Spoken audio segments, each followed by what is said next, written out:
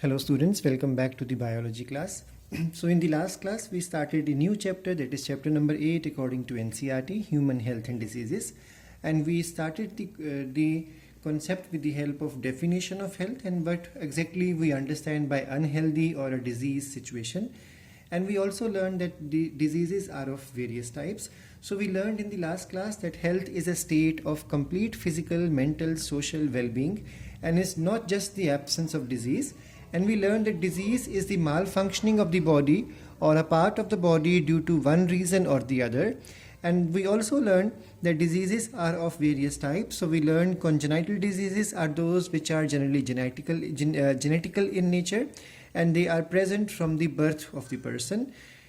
And then we have acquired diseases which come after the person is born in this world, and they are not transmitted from parents to the offspring.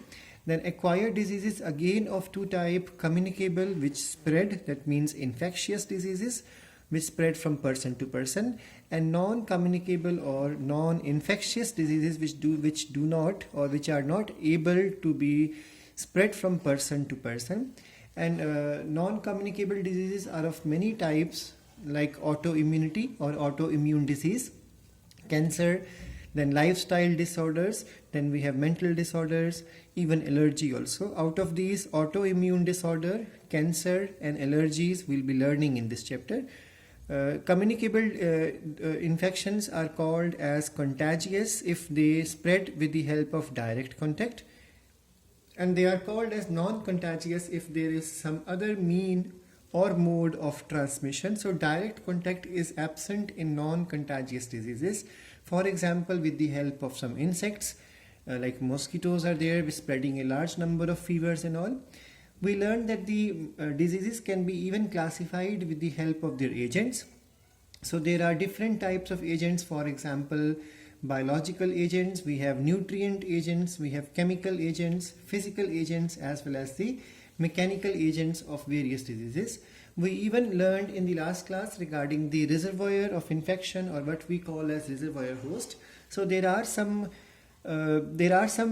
infection causing agents which are called as pathogens, and animals act like reservoir for such type of pathogens.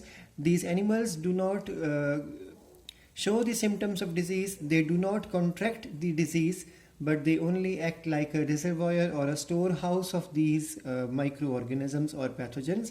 That's why they are called as the reservoir.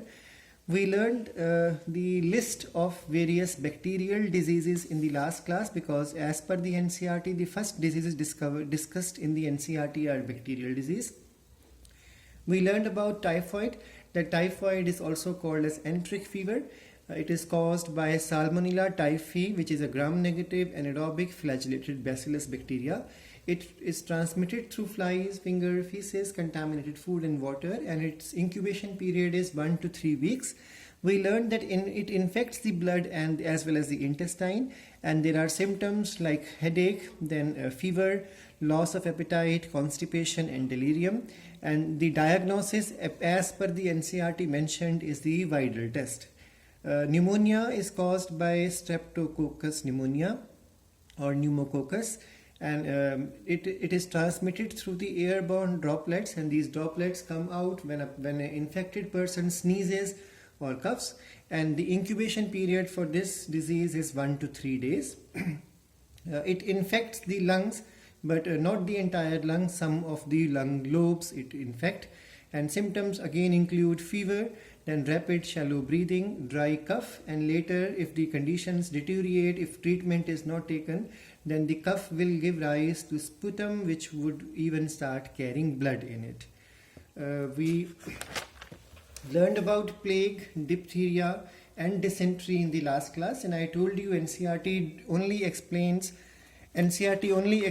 the first two infections, that means typhoid and pneumonia, but it gives the name of these diseases. So it's always better to learn at least something more than the NCERT. So pneumonia is of various types, and which we have discussed here is bubonic pneumonia. It happens because of the flea, because the flea carries this.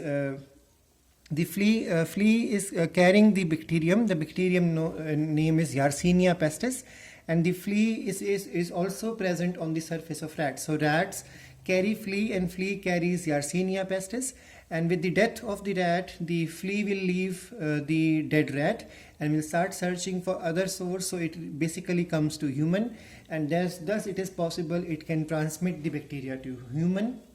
This disease involves infection to the lymph nodes. Lymph nodes will swell, and that appears like boo-boos. That's why it is called as bubonic plague. The incubation period for this is 2 to 6 days.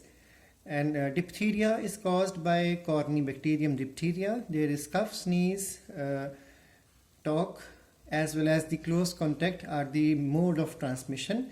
It includes mild fever, sore throat, and headache as its symptoms.